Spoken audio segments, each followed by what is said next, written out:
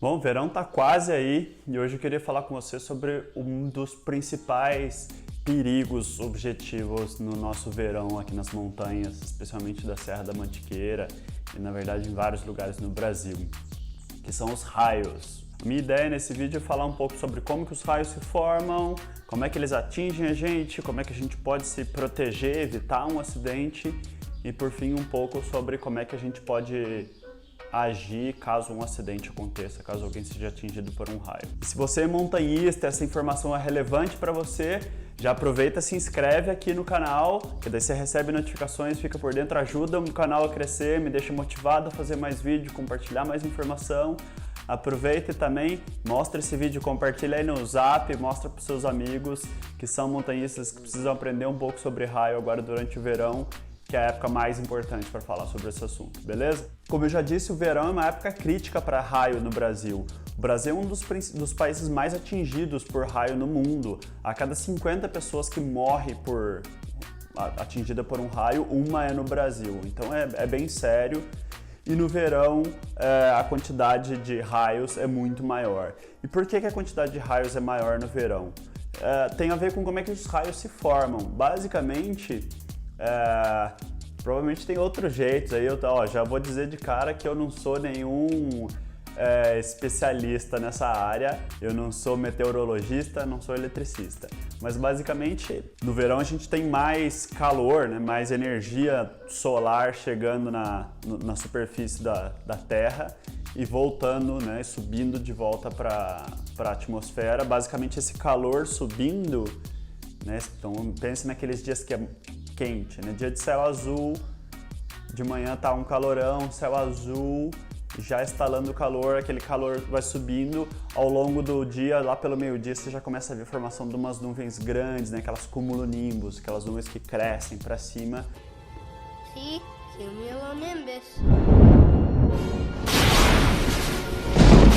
Basicamente esse calor ascendente, né, essa massa de ar quente subindo, ela sobe trazendo um monte de coisas com ela, um monte de partículas, poeira, sujeira, vapor d'água, tudo, né, levantado, jogado para cima na atmosfera, e isso dentro da nuvem gera atrito. Lembra quando você ia nas festas infantis, pegava um balão de festa, esfregava no cabelo e ficava vendo a eletricidade estática funcionar, né, puxava o seu cabelo para cima e tal? É mais ou menos isso que acontece. Dentro da nuvem, esse movimento do ar quente lá dentro da nuvem gera atrito entre as partículas, entre as moléculas, e isso gera uma carga negativa na nuvem, e essa carga negativa, como a gente sabe, o mínimo que a gente sabe de eletricidade é que ela tenta se neutralizar com uma carga positiva que muitas vezes está no solo. Existem sim descargas elétricas de nuvem para nuvem, de nuvem para o céu e tal. Normalmente essas descargas elétricas que acontecem só na atmosfera é o que a gente chama de relâmpago. Eu antes achava que relâmpago era a luz do raio, mas na verdade não. Tem a ver com a luz, não tem o trovão, né? Não tem o som, porque normalmente ela está só na atmosfera. O que é meio estranho, porque o som não tem nada a ver com o raio batendo no chão, e sim com o deslocamento do ar, mas na prática é isso que a gente percebe, não é? Me fala aí se você já ouviu barulho de trovão de um relâmpago, né? De um raio que não foi para a Terra. Bom, mas aí entra esse outro caso. Quando essa carga está grande demais, o que acontece é o seguinte: basicamente o ar ele é de certa forma um isolante elétrico, só que chega uma hora que a atração dessas cargas diferentes é tão grande que a eletricidade quer romper isso e gera um raio, né? Então esse raio, essa corrente que vem da nuvem é o que a gente chama de líder. Então esse líder vem tentando achar o caminho de menor resistência até se neutralizar, normalmente com o chão, certo? E quando eu digo o caminho de menor resistência, não é o caminho mais curto, mas sim o caminho mais eficiente, o caminho mais rápido. Então, basicamente, é a diferença entre eu andar em linha reta no meio do mato, que seria o caminho mais curto, ou eu seguir por uma trilha, que pode até ser um caminho mais longo, mas é um caminho mais rápido, mais conveniente, é um caminho que oferece menos resistência. Então, a gente vai falar daqui a pouco um pouco mais sobre coisas que atraem raio, que é uma coisa meio estranha de falar, porque, na verdade, não é bem assim que a coisa funciona, né? O raio utiliza o caminho mais conveniente, não necessariamente é atraído, né? Ou seja, a trilha não me atrai para ela, mas para mim me convém melhor andar na trilha. Acho que esse é um raciocínio que faz mais sentido. Então vamos lá, desce esse líder e à medida que esse líder desce, ele começa a atrair essa energia positiva do solo e aí sobem vários líderes conectantes do solo, né? Vários rainhos saindo do solo e um deles se conecta com esse e aí nessa hora que eles se conectam, a descarga elétrica é tão rápida e tão importante que gera uma explosão, né? O ar se desloca tão rápido, esquenta tão rápido e se desloca tão rápido que dá esse flash que a gente vê e esse som ensurdecedor, assustador, bonito do trovão. Como essa energia toda é formada por esse movimento de ar ascendente, né? Eu não sei se em outros lugares é diferente, mas o que acontece, o padrão aqui na Serra da Mantiqueira, onde eu estou, eu imagino que na maioria dos lugares, é o seguinte, de manhã eu tenho pouquíssimas chances de ter raio. Outro dia eu até acordei de manhã e me assustei com uma tempestade elétrica acontecendo tipo 7 horas da manhã, mas isso é a exceção da exceção. O que é o padrão, o que é o comum, o que a gente deve ficar esperando e esperto com é uma tempestade estatisticamente que acontece entre 3 e 6 da tarde. Esse é o horário crítico em que uma tempestade elétrica pode acontecer, certo? A coisa vai carregando ao longo do dia, chega esse horário, já tem muita água para cair, muita eletricidade para neutralizar, cai uma tempestade elétrica, então chuva e raio, entre 3 e 6 da tarde, e aí normalmente já melhora de novo o tempo e às vezes a gente tem aquela noite de céu estrelado. É mais ou menos assim o padrão do nosso verão normal, né? Agora que o clima está cada vez mais maluco, a gente tem que também se adaptar e ficar esperto com isso, sempre observando, quando a gente sai para uma expediçãozinha nessa época do ano, sei lá, vou ficar 4 dias na serra, já começo a observar antes, se eu tenho oportunidade, se eu estou perto da região onde eu vou, né, caminhar, já fico observando a serra, aquela área que eu pretendo ir daqui uns dias e vendo como é que está o padrão lá. E depois, enquanto eu estou caminhando, também continuo monitorando, entendendo e prevendo os padrões. Porque o que eu vou falar agora em seguida é os tipos de acidentes que a gente tem e como é que a gente evita cair numa enrascada, e é importante a gente entender esses padrões. Vou falar mais sobre isso já já. Bom, agora que a gente já sabe como é que essa eletricidade se forma na nuvem, como é que essa descarga elétrica acontece, eu vou falar um pouco das 5 formas, eu diria que as 5 principais de como é que um raio nos atinge e nos mata. Ainda que existam outras formas, tem, né, pesquisas novas, estudos novos, cada vez estão identificando mais e mais jeitos que um raio pode atingir a gente, mas essas 5 são as clássicas e as mais difundidas, que é importante para nós saber. Acho que a primeira maneira que vem à nossa cabeça de como é que um raio pode nos atingir é um raio vir à nossa cabeça, certo? Um ataque direto, como é chamado esse tipo. Para o nosso bem, eu diria, essa é a forma menos comum, menos frequente de acidentes, né, de mortes causadas por raio. Entre 3 e 5% das mortes por raio são, por isso, né, um ataque direto, um raio caindo na cabeça de alguém. Então, ainda que seja uma preocupação, e normalmente as consequências são catastróficas nesse caso, é o caso menos comum. Daí o caso mais comum e mais importante que a gente tem que ficar ligado é a corrente de solo. Basicamente, o raio cai, né, e ao chegar no solo ele se espalha, né, nessa ideia de neutralizar, em vez dele se enfiar para dentro da terra, ele se espalha na superfície. E à medida que ele vai se espalhando, a potência, né, a diferença de potencial vai diminuindo e ele vai se neutralizando aos poucos. A corrente de solo é responsável por metade dos acidentes com raio, então esse é um que a gente tem que ficar bem esperto. Eu vou falar um pouco mais sobre ele já já. Daí na sequência, outro que a gente tem que ficar bastante esperto, que também é bastante comum, frequente, é a explosão lateral. A explosão lateral é aquela ideia de que eu estou perto de uma árvore, perto de uma pedra, uma montanha, um poste, um raio cai nesse lugar e sobra para mim, sabe? Ele espirra para mim. Ele basicamente faz uma pontezinha, ela está descendo pela árvore, mas eu estou aqui do lado e acaba espirrando em mim, né? Essa que a gente chama de explosão lateral, também é um acidente bastante comum. Então os dois mais comuns é corrente de solo e a explosão lateral são os dois que a gente tem que ficar mais espertos. Além desses, eu queria comentar mais dois que também são importantes. Um deles são os líderes conectantes. Lembra que eu falei que desce essa corrente vindo do céu e do solo vários líderes conectantes tentam se conectar? Está descendo lá da nuvem essa descarga elétrica, né, que vai se conectar com um desses líderes que vem de baixo. Só que do solo vem vários líderes. E quando eu estou falando de líderes conectantes, um acidente com líderes conectantes, eu estou pensando em um desses líderes conectantes que não se conectam com esse que vem do céu. Quando eles se conectam, eu estou pensando naqueles casos do ataque direto. Faz sentido? E por fim, o contato. Contato é basicamente... você já deve ter visto foto, notícia de acidente com um gado, por exemplo. O gado está na beira da cerca, cai um raio na cerca e basicamente a cerca vira um monte de fio desencapado e eletrocuta todo mundo que está no caminho, né? Então, caminhar perto de cerca seria um problema nesse caso. Tubulações, fios de alta tensão, cabos, qualquer condutor longo é um risco para a gente pensando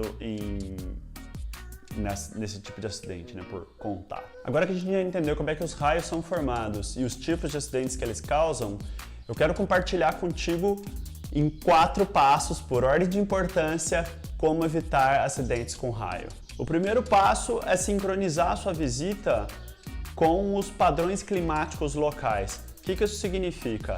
Por exemplo, eu sei que aqui na Serra da Mantiqueira o padrão de descargas elétricas, de tempestades elétricas é no verão, das 3 às 6 da tarde. Então, eu não posso planejar, por exemplo, subir a Pedra da Mina, escalar o Pico das Agulhas Negras para chegar lá no cume às 3 da tarde. Não é uma boa ideia, faz sentido? O ideal seria eu chegar bem cedo e planejar de estar fora da área perigosa, fora do cume, antes das 2 da tarde. Meio-dia, melhor ainda. Daí o segundo passo é o seguinte: se você ouvir um trovão, vai para uma área mais segura. O que isso significa? Bom, tem toda a história de velocidade da luz e do som e tal relacionada com o raio e o trovão, certo? A gente vê a luz, a gente ouve o som. Às vezes a gente nem vê a luz porque não está no nosso campo de visão e tal, mas o trovão é mais fácil de ouvir. O trovão consegue viajar, né, o som do trovão consegue viajar até uma certa distância. Se a gente consegue ouvir um trovão, significa que a tempestade já está próxima da gente. Se ela está movendo para longe, bom para nós. Agora, boas chances são de que ela está movendo mais ou menos na nossa direção e nesse caso significa que a coisa vai ficar perigosa. Então, se você ouve um trovão, é um bom sinal para começar a fazer alguma coisa sobre isso, né? Provavelmente você ainda está em tempo de sair fora. Agora, claro que a tempestade pode começar e o primeiro trovão ser um raio que caiu muito perto de você. Então, basicamente ouvir o trovão, começa a mover para uma área mais segura. Daí o terceiro passo é o seguinte: se os raios se aproximam, evita contato com condutores longos. E aí eu estou falando de novo de cerca, então caminhar perto de cerca com raios mais ou menos próximos não é bom. Um outro bom exemplo de um condutor longo são as cordas. As cordas de escalada não necessariamente são bons condutores. O nylon, material na verdade bastante isolante. O problema é que quando as cordas estão encharcadas, e a água pura também não é um bom condutor, só que normalmente a água disponível na natureza, a maioria da água que tem pelo mundo, não é uma água purificada, é uma água que contém sais minerais, que contém um monte de coisa, e essas coisas fazem a água ser um condutor razoável. Então uma corda encharcada pode ser um condutor e pode definitivamente ser um condutor longo. Então, fazer um rapel debaixo da tempestade elétrica não é uma situação na qual você quer se colocar. Faça primeiro o primeiro passo, depois o segundo e não entre nessa roubada, combinado? Aliás, o que é raio próximo? Próximo é o seguinte: eu vi a luz do raio, eu vou contar os segundos e se der 30 segundos ou menos de intervalo entre ver o raio e ouvir o trovão, significa que já está perto demais. Se você quiser calcular a distância que o raio está caindo de você, é só pegar o tempo em segundos, né, segundos que demorou entre a luz e o som para acontecer, e dividir por 3. Isso vai te dar a distância aproximada em quilômetros. Claro que é um método super impreciso, mas ele pode ajudar a gente a entender se a tempestade está se aproximando, se está se distanciando, ou se está simplesmente parada na nossa cabeça ou perto da gente. Mas basicamente, então, voltando à ideia desse terceiro passo, evitar condutores longos e provavelmente buscar um abrigo. Se existe um abrigo, o melhor abrigo que eu poderia conseguir é uma construção moderna, né? Dentro de uma casa fechada, por exemplo, é uma ótima opção. Carros também são boas opções. Isso porque eles viram tipo você talvez já tenha ouvido falar da gaiola de Faraday, né? Se um raio atinge um carro, ele escorre pela lata e vai pela lataria do carro e vai para o chão. Não tem nada a ver com a borracha dos pneus ser isolante, nem nada disso.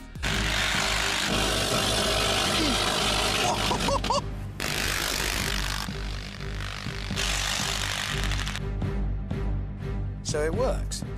Agora, 2 exemplos ruins. O carro conversível não é uma boa ideia e um galpão aberto, uma varanda, um abrigozinho assim de tipo desses que tem em áreas naturais, né? Só uma coberturinha, um quiosque, isso que estou tentando dizer, não oferece uma proteção segura. Tem que ser uma construção fechada e tem que ser daí um carro com teto de lata também fechado. E por fim, a quarta estratégia, como seu último recurso, se todos esses falharam antes, você não conseguiu fazer, se não deu, não sei, é entrar na posição de raio, se você não consegue ir para uma área mais segura.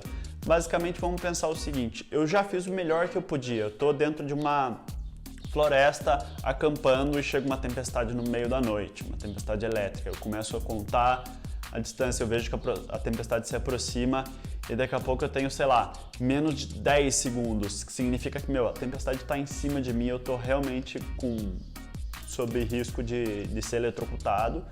Nessa hora, o último recurso que eu tenho é entrar numa posição de raio.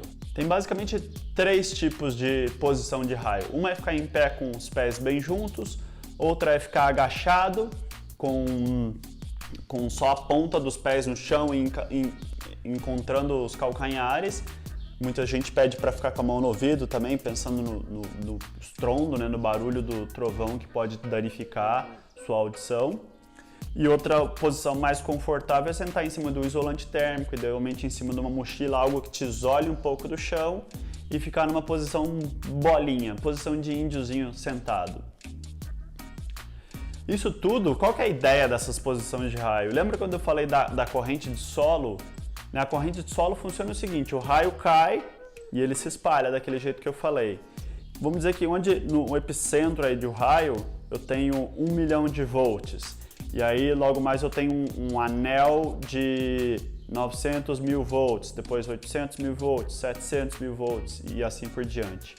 O tanto de choque que eu vou levar com essa corrente de solo é basicamente a diferença de potencial que eu tenho entre um pé e o outro. Como é que isso funciona? Então, se eu estou com um pé onde tem lá 900 mil volts e outro onde tem 800 mil volts, o tanto de choque que eu vou tomar é 100 mil volts.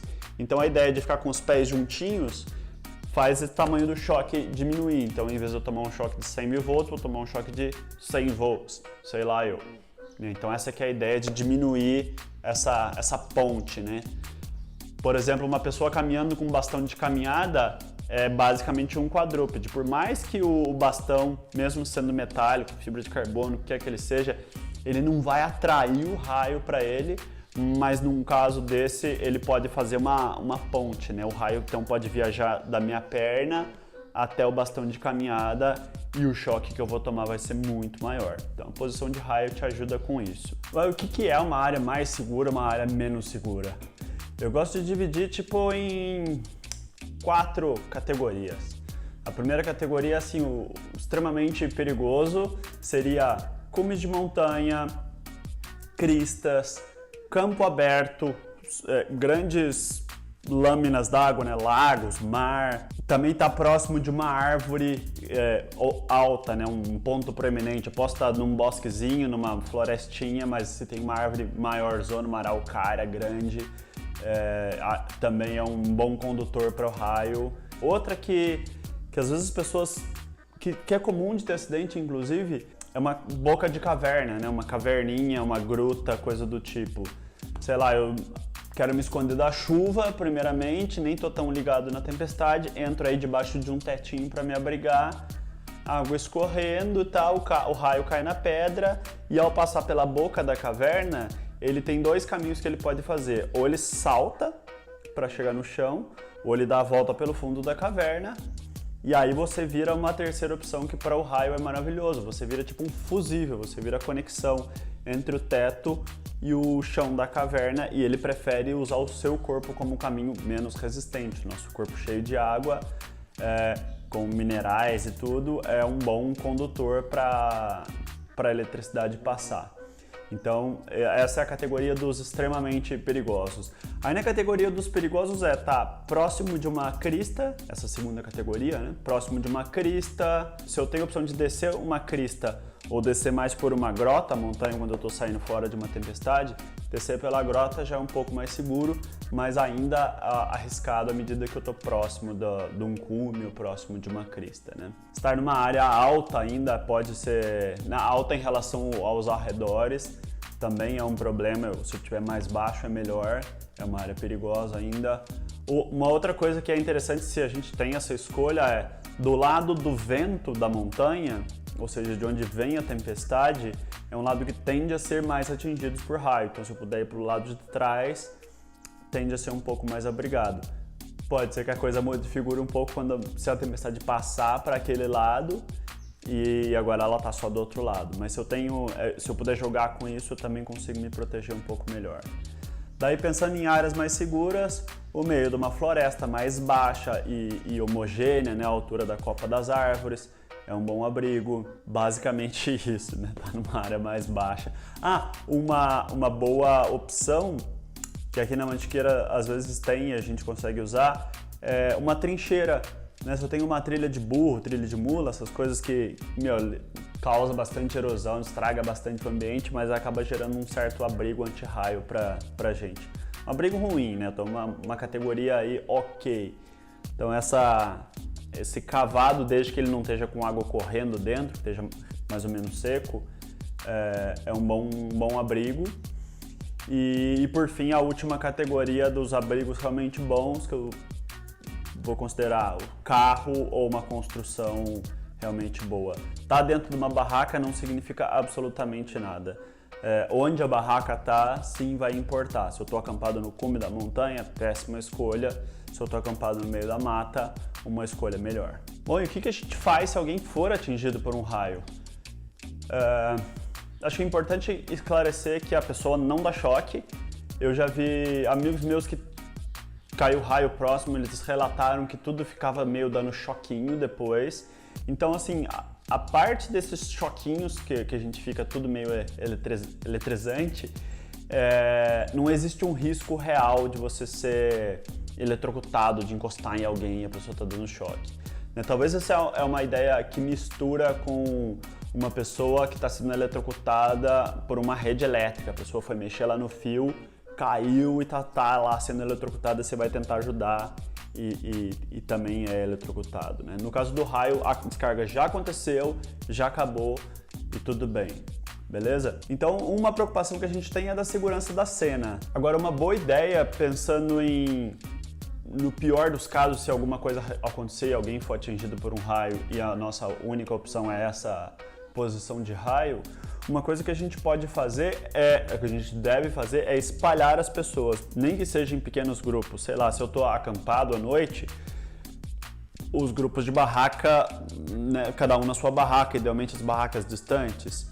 Se eu estou no meio do dia, eu vou espalhar meu grupo. Eu já vi situações das pessoas quererem se abrigar no meio da tempestade, pegar um fly de uma barraca, entrar todo mundo embaixo e ficar aí. Se um raio atingir esse ponto, todo mundo corre o risco de se machucar e não vai ter ninguém para ajudar. Então a ideia de se espalhar é uma boa estratégia para complementar a posição de raio. Se as pessoas estão espalhadas e eu consigo ver, né, um consegue ver o outro e alguém é atingido por um raio, a gente não deveria imediatamente sair e tentar socorrer essa pessoa. É melhor esperar a tempestade passar. Por mais trágico que pareça, a gente não quer gerar outras vítimas, né? Eu não quero que um socorrista vire uma outra vítima. Então, você já fez cagada o suficiente para entrar nessa situação e agora você vai ter que basicamente se proteger antes de conseguir ajudar os outros. Então, a nossa preocupação com segurança da cena é não começar a atender alguém enquanto for perigoso para o socorrista. Básico de primeiros socorros. Daí a nossa principal preocupação com ameaças à vida é o risco de uma parada cardíaca e respiratória. Grandes chances de eu ter que fazer RCP em alguém que foi eletrocutado por um raio, que sofreu um acidente com raio.